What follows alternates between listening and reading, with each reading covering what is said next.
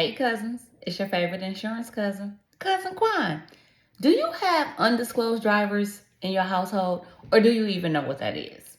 So, an undisclosed driver is a person that you did not put on your auto insurance, your children, or somebody that lives in your household but they don't have access to your vehicle. It's what's considered a disclosed driver.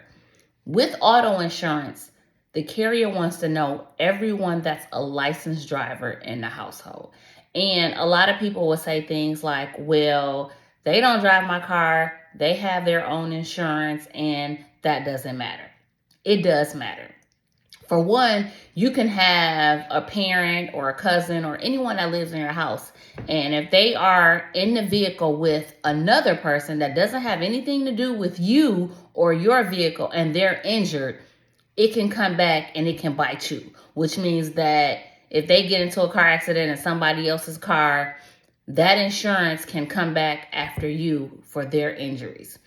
So a lot of people are more like, well, what does that have to do with me? Well, insurance is based on the household and it's the people that's in the household. So therefore, that's why carriers ask about those different drivers. If your child goes off and they go to college and they're with their friends or whatever, or just a regular buddy and they're riding in the neighborhood with them, and they're injured in an automobile accident, those injuries, those payments will come from your policy. So keep those type of things in mind. Also, if the relative, you may think that they have insurance and they really don't have insurance and they're out here driving or doing whatever they do, it can also come back and bite you, because if they injure someone driving someone else's car or doing whatever they do, it could come back and potentially sue the policies in your household. Also, when attorneys are looking to sue, it's not just their policy. They're going to try to get every insurance policy that's in the household, whether it's your renters, your homeowners. They're looking for the liability. And the liability is when you see those numbers that's on your auto policy that says like 100, 300, 100, or 250, 500, 250, or 20, 40, 10, or whatever. Those numbers represents thousands. And that's how they can determine. The middle number represents the amount that the policy is going to pay out. That's what it represents. So if the middle number, for instance, is 300, that means that policy will pay out up to 300,000. Let me give you an example. Say, for instance, it's 3 people in the car and they're all injured. Remind you, the policy only pays up to 300,000. With that being said, if they all try to sue, it's based on who sues first. So if one person sues for 250 and then the other person comes back and they want to sue for 250, guess what? It's not enough in that policy. That's why insurance companies try to attorneys go after every policy that's in the household. That's why carriers want to know every licensed driver that's in the household. That way, they can have an idea of the risk. Now, if you say, well, the person is living in my household and they have their own insurance, that's fine. They don't have to be rated on your policy, but the carrier will come back and say, hey, let me see their deck page. So if anything strange does happen, weird, they do get into a car accident, they can say, at the time of this policy, this person was with another carrier. We had nothing. We were aware, but we had nothing to do. I had a client in a situation like that. She had a son, and the son was living in the household, never said nothing about the son. And what ended up happening was the son was injured in a car, nothing to do with her car. The son was injured in another accident in a whole different vehicle. So, of course, ring, ring, ring. The attorney called and told him like, hey, we can get you some money for your injuries. Nothing's going to happen. He's like, cool, I'm with it. Not knowing that they were about to sue his mother's policies. So once again, I told you guys that agents, they never bring the agent in. Claims only brings the agent in is when they have questions. Usually when it's going into Special Investigation Unit, SIU. That's usually when they're going. Now they're calling, asking the agent questions. Were you aware Did you know this person lived in the household? Where did they come from? And if the agent is like, no, I had no clue, nothing like that. The underwriter and claims is doing all their work on the back end to find out how long this person has been living. And I'm telling you, y'all neighbors gonna tell on y'all before anything. They are the first one. So they're looking, contacting the local DMV. Yep, driver's license match. Yep, this match.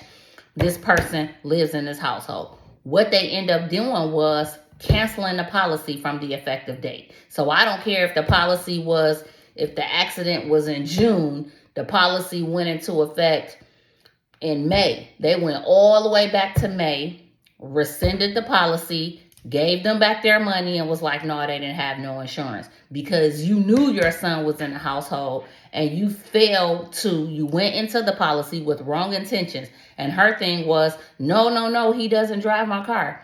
It doesn't have nothing to do with him not driving your car. She could have excluded him off the policy, and that's something we're going to talk about in another video about excluded drivers, the do's and the don'ts of excluded drivers. She could have excluded him, and then at least they would have known, says, nope, he's excluded. He doesn't drive this vehicle. We're aware that he's in the household, but he's excluded off the policy, which means it's no coverage. But what she did was failure to identify the fact that he did live in the household. And the way they look at it is that you did that because his driving record was in X, Y, and Z. And that may not have even been the case, that he had a bad driving record. For her, it was more, he don't drive my car, so it doesn't have nothing to do with that.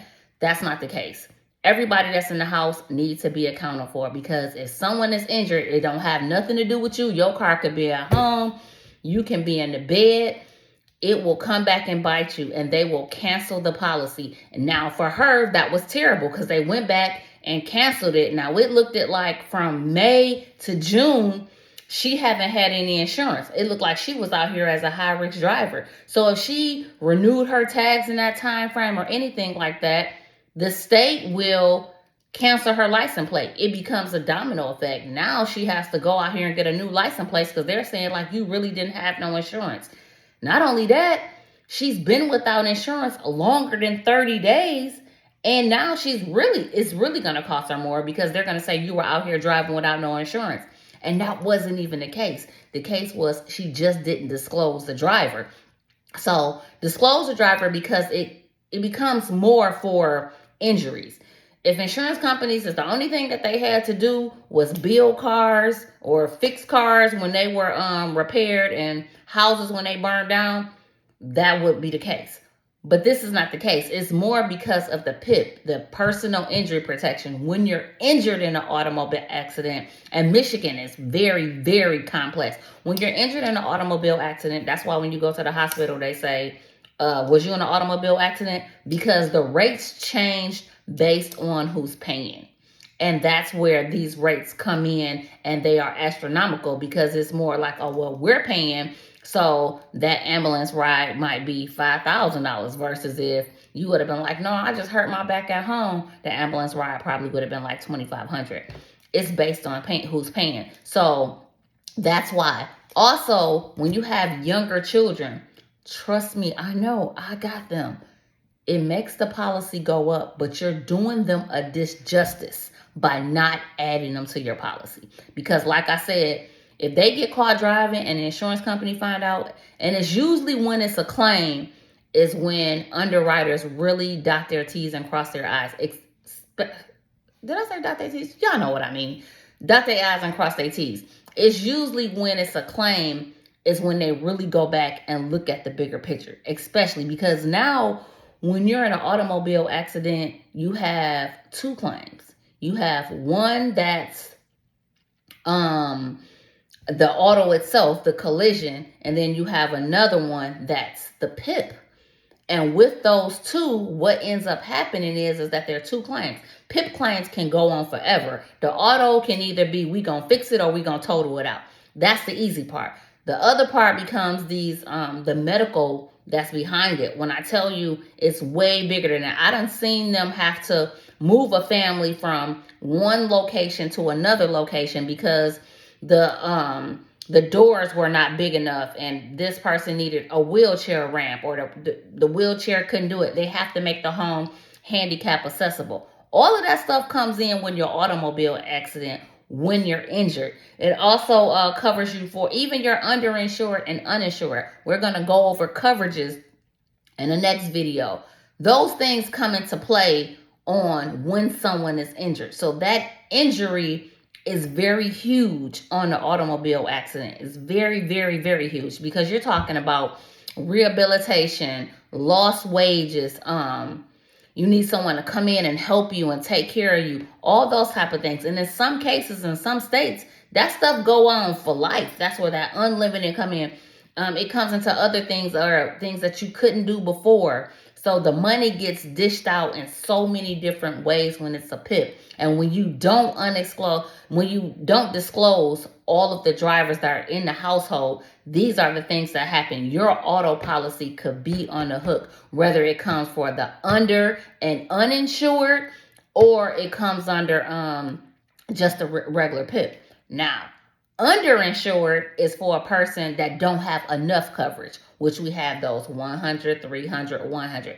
They don't have enough coverage. So when you're trying to sue with the underinsured, you can go back and sue yourself. That's why you should never, ever decline it on your policy, because you don't know what the next person driving their car, you don't know what they got.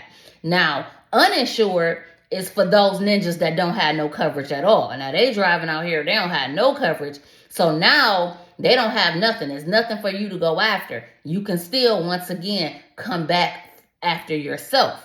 So people that reside in your household, if they're not disclosed, you don't know what they're doing on their curricular activities. So therefore, if they're using your address and they're not disclosed, those can come back and it can affect you later in the event a lawsuit was to happen. So that's why undisclosed drivers can be a danger, and be mindful with letting people use your address, because if it comes back that they're using your address, it's registered at the DMV, they're getting mail there, they live there. So keep in mind, if they go out here and they do something and they're still using their address and law enforcement have to look for them, they're going to come to the last known address. Now, if it's like, no, we just rented this house, we just moved in, we don't know nothing. Because that actually happened to me before. A lady got into an incident and they ended up coming to the house. It would have been odd if I would have answered the door, because they was actually looking for a black woman with no hair, and I fit the description. But when they came to look for her, I would have had to show my ID like, no, this is not me. But unfortunately, she still was using that address, and we were able to say, no, we just moved in here a couple months ago. She does not live here. But if that's your family member, your friend, because they want the kids to go to that local school district or whatever, and you don't know what they're doing back out here, and you actually have a personal relationship, some type of tie, that can come back and it can affect you. So just keep in mind, disclose all drivers that's in the household, because if you don't, it can affect you and your policy can potentially be canceled because of failure to disclose. Once again, I'm your cousin Quan. Y'all watch the next video and we're going to get into coverages and why those coverages and those numbers are important. Y'all have a good day, and Cousin Quan will see y'all next time. Bye-bye.